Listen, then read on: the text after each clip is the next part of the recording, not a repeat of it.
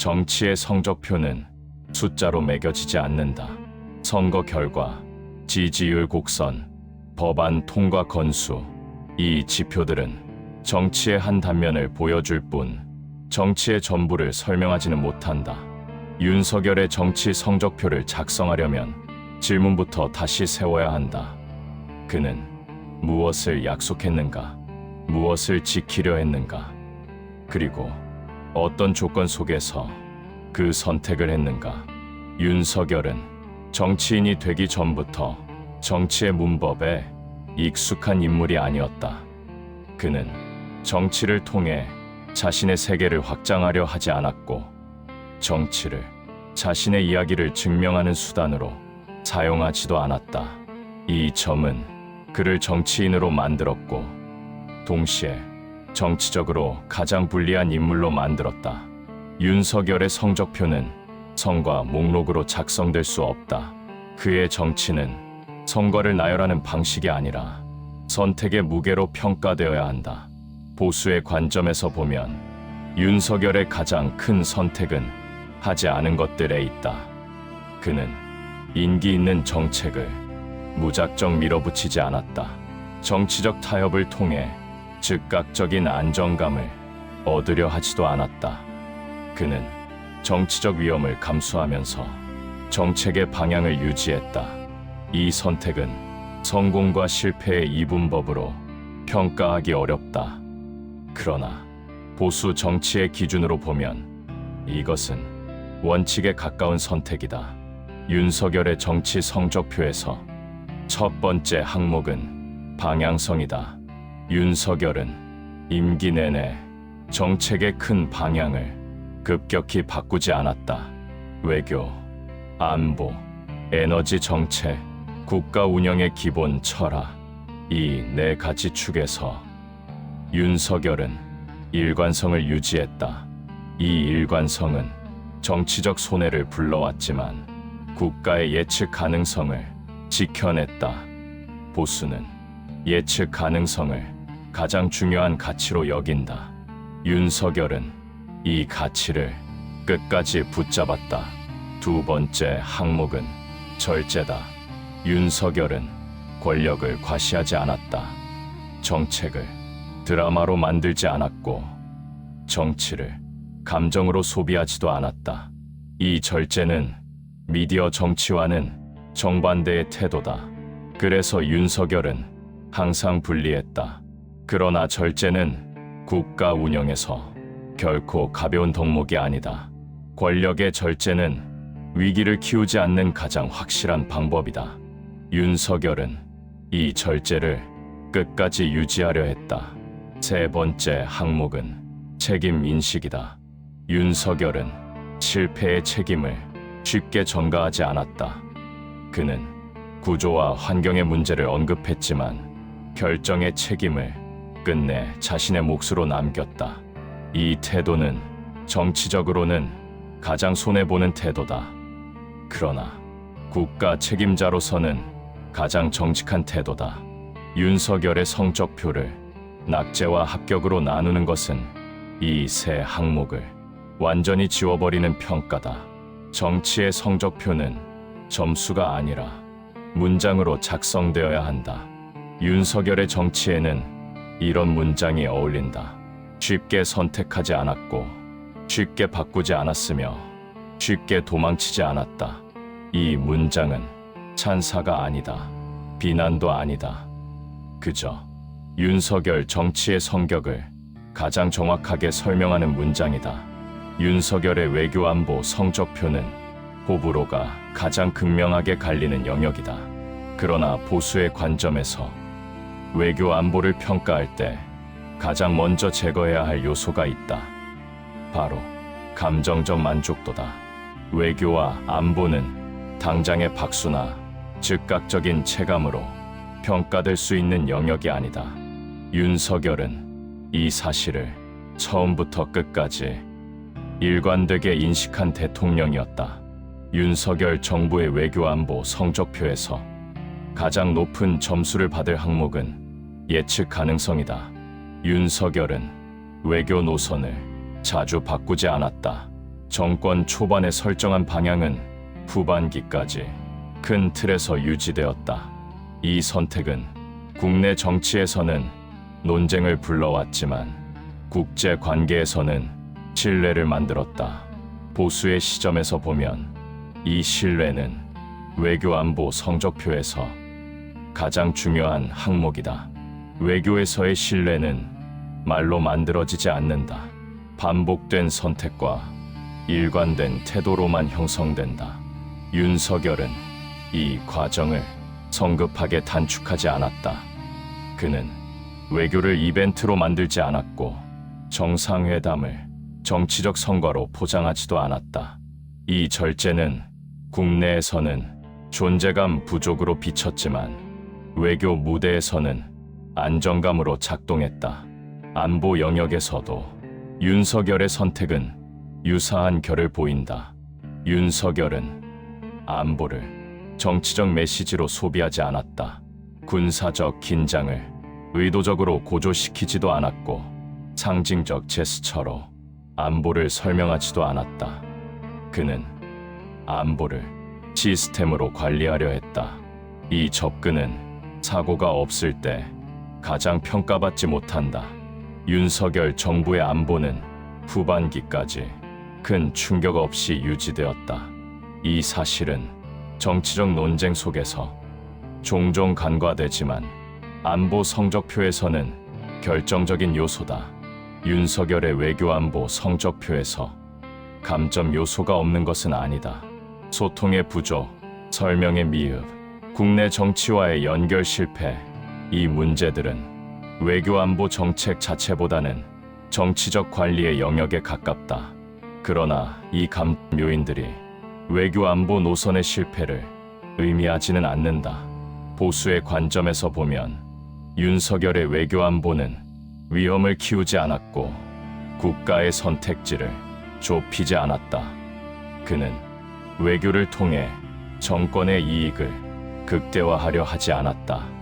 대신 국가의 기본선을 유지하는 데 집중했다. 이 선택은 단기 평가에서는 손해였지만 장기 안정성에서는 의미 있는 점수로 남는다. 윤석열의 외교 안보 성적표는 화려하지 않다. 그러나 무너진 항목도 없다. 이는 외교 안보 영역에서 가장 보수적인 평가다. 윤석열의 경제민생 성적표는 가장 가혹하게 채점된 영역이다. 체감은 즉각적이고 경제는 결과로 말한다. 그래서 이 영역은 정책의 방향보다 개인의 체감 경험이 평가를 지배한다. 보수의 관점에서 윤석열의 경제민생을 평가하려면 먼저 전제를 분리해야 한다. 윤석열 정부의 경제가 왜 어려웠는가와 윤석열이 어떻게 대응했는가는 동일한 질문이 아니다. 윤석열은 경제 호황을 물려받지 않았다. 그가 집권한 시점에 국내외 경제 환경은 구조적 압박의 연속이었다. 금리 상승, 글로벌 공급망 불안, 지정학적 리스크, 에너지 가격 변동, 이 변수들은 어느 한 정부가 의지로 통제할 수 있는 범위를 훨씬 넘어선다. 윤석열의 선택은 이 압박 속에서 어떻게 행동할 것인가였다. 그는 위기를 기회로 포장하지 않았다. 경기를 인위적으로 부양하려는 유혹도 경계했다.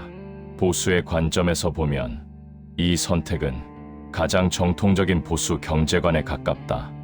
국가는 시장을 대체하는 존재가 아니라 시장이 무너지지 않도록 관리하는 존재라는 인식. 윤석열은 이 인식을 경제 정책 전반에 반영했다. 그 결과 경제 성적표는 화려하지 않다. 그러나 급격한 붕괴도 없었다. 윤석열 정부의 경제는 성공이라 부르기에는 부족하지만 실패로 규정하기에도 근거가 약하다. 민생 영역 역시 이 평가와 크게 다르지 않다. 윤석열은 민생을 정치적 감동의 소재로 사용하지 않았다. 대규모 지원 정책이나 즉각적인 체감 개선책은 상대적으로 적었다. 이 점은 대중에게 냉정하게 받아들여졌다. 그러나 보수의 시점에서 보면 이는 재정 절제라는 선택의 결과다. 윤석열은 현재의 만족을 위해 미래의 부담을 과도하게 늘리지 않으려 했다. 이 절제는 정치적으로는 언제나 불리하다.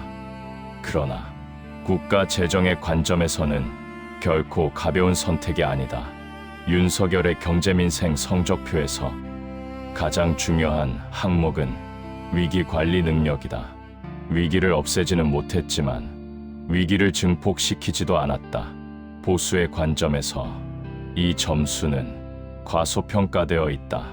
윤석열은 경제를 정치적 무기로 사용하지 않았다. 그는 숫자를 과장하지 않았고 성과를 포장하지도 않았다. 이 태도는 정치적으로는 점수를 깎였지만 정책의 신뢰도 측면에서는 일관성을 유지했다. 윤석열의 경제민생 성적표는 그래서 양극단의 평가를 받는다. 누군가에게는 무기력으로 보이고 누군가에게는 절제로 읽힌다. 보수의 관점에서 보면 윤석열의 선택은 부자에 더 가깝다. 경제를 살리지 못한 대통령이 아니라 경제를 흔들지 않은 대통령. 이 문장은 지금 당장은 매력적이지 않을 수 있다. 그러나 정치사의 기준에서는 결코 무시할 수 없는 평가다. 윤석열의 리더십과 소통은 그의 정치 성적표에서 가장 논쟁적인 항목이다. 지지자와 비판자가 가장 첨예하게 갈리는 지점이기도 하다. 이 영역을 평가할 때 가장 흔한 오류는 윤석열을 전통적 정치 리더의 기준으로 재단하는 것이다. 윤석열은 전통적 정치 리더의 문법을 의도적으로 따르지 않았다. 그는 카리스마를 연출하지 않았고 감정적 메시지를 정치의 중심에 두지 않았다.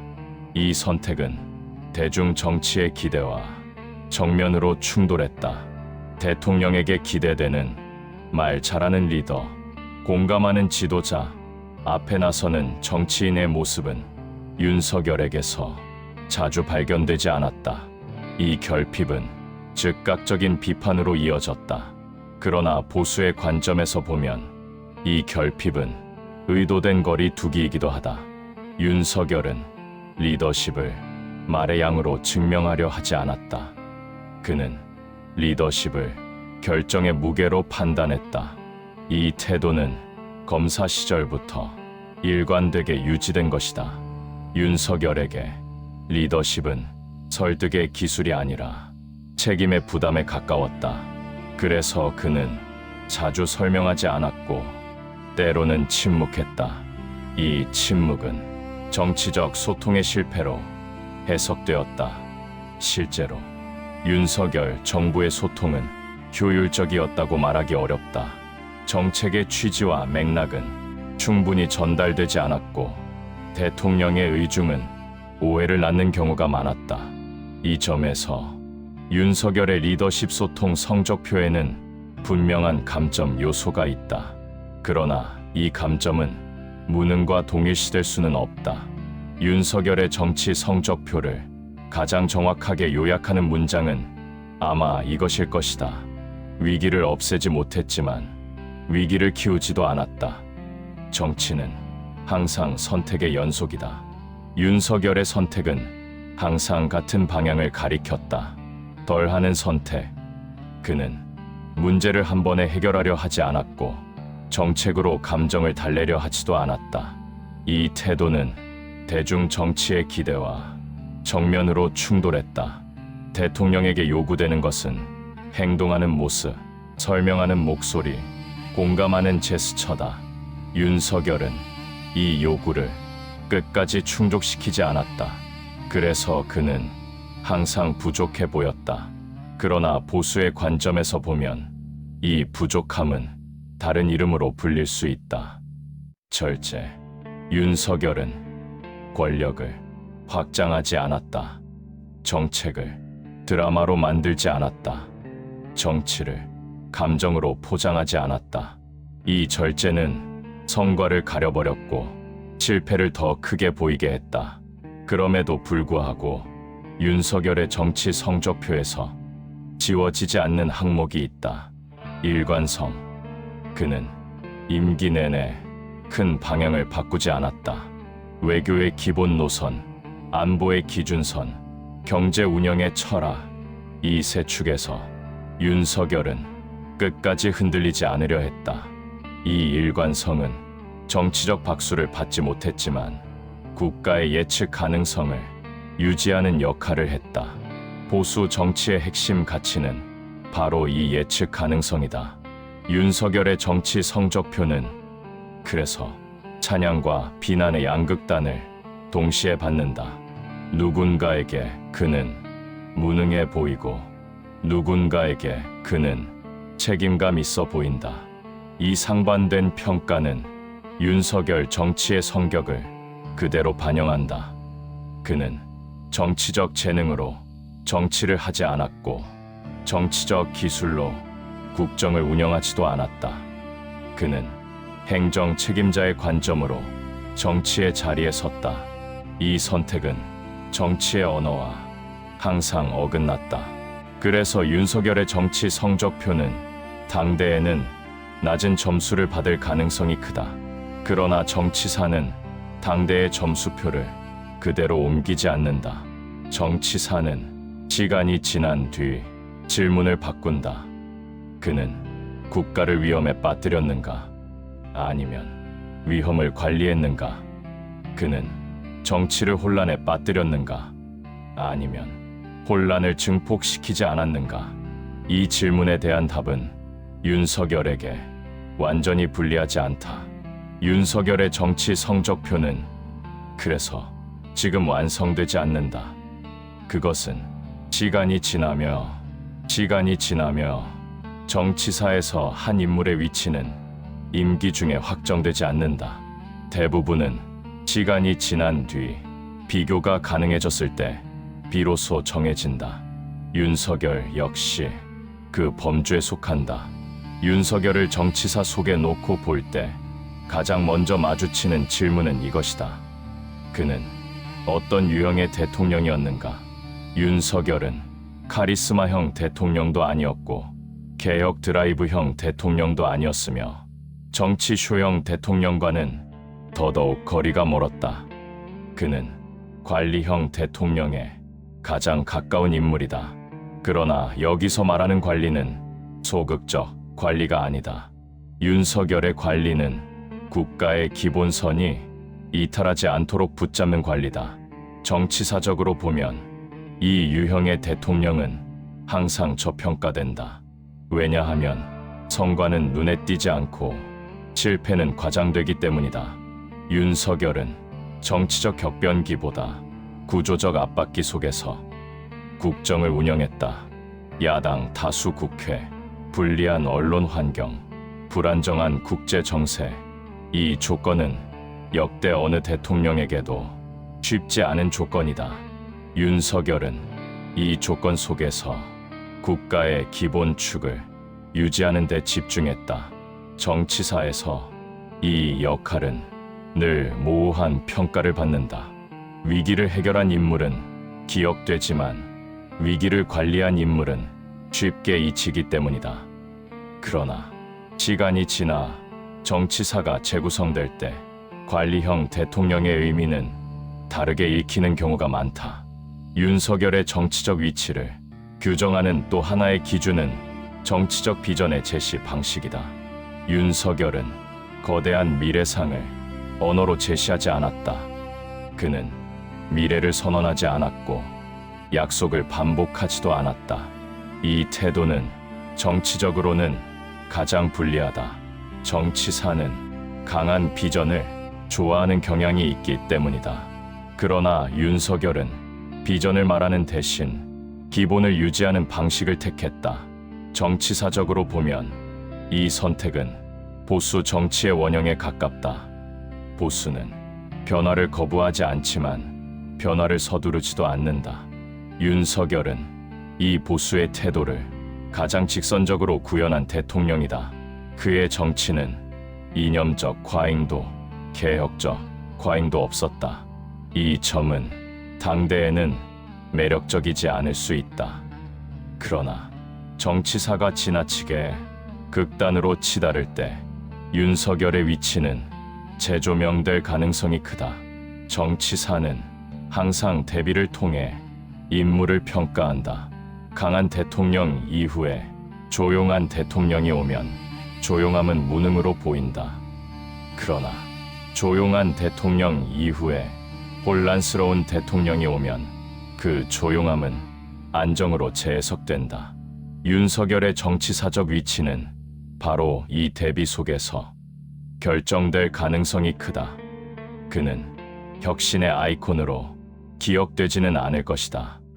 그러나 혼란의 상징으로도 기억되지는 않을 것이다. 윤석열은 정치사에서 기본선을 지킨 대통령으로 기록될 가능성이 높다. 이 평가는 찬사가 아니다. 그러나 비난도 아니다. 그것은 정치사적 분류다. 윤석열은 정치의 속도를 늦춘 대통령이었다. 이 선택은 당대에는 답답함을 낳았지만 정치사적으로는 하나의 기준점이 된다. 윤석열이 보수 정치에 남긴 가장 큰 흔적은 하나의 정책이나 성과가 아니라 기준의 변화다. 그는 보수가 무엇을 해야 하는지를 명확히 말하지 않았다. 대신 보수가 무엇을 하지 말아야 하는지를 행동으로 보여주었다. 이 방식은 설명되지 않았고 그래서 종종 오해되었다. 그러나 정치사적 관점에서 보면 이 기준의 제시는 윤석열 정치의 핵심이다. 윤석열은 보수 정치가 항상 선택의 기로에 서 있음을 몸으로 보여준 인물이다. 하나는 대중의 요구에 즉각 반응하며 정치적 지지를 넓히는 길이고, 다른 하나는 정책의 일관성을 유지하며 비판을 감수하는 길이다. 윤석열은 후자를 택했다. 이 선택은 보수 정치 내부에서 끊임없는 논쟁을 낳았다. 왜 이렇게까지 말을 아끼는가? 왜 이렇게까지 정치적 유연성을 제한하는가? 그러나 윤석열은 이 질문에 말로 답하지 않았다. 그는 정책의 방향을 바꾸지 않는 방식으로 답했다. 윤석열이 남긴 기준 중 가장 중요한 것은 권력의 사용 방식이다. 그는 권력을 확장하거나 과시하는 도구로 사용하지 않았다. 정책을 드라마로 만들지 않았고, 정치를 감정의 무대로 끌어오지 않았다. 이 태도는 보수 정치가 자주 비판받아온 권위주의적 이미지와는 다른 방향이다. 윤석열은 강한 대통령이 되려 하지 않았다. 대신 절제된 대통령이 되려 했다. 이 기준은 보수 정치에 불편한 질문을 남긴다. 강하지 않은 대통령이 보수일 수 있는가? 조용한 권력이 보수의 미덕이 될 수 있는가? 윤석열은 이 질문을 열어둔 채로 남겼다. 또 하나의 기준은 정책과 정치의 분리다. 윤석열은 정책을 정치적 거래의 대상으로 삼지 않으려 했다.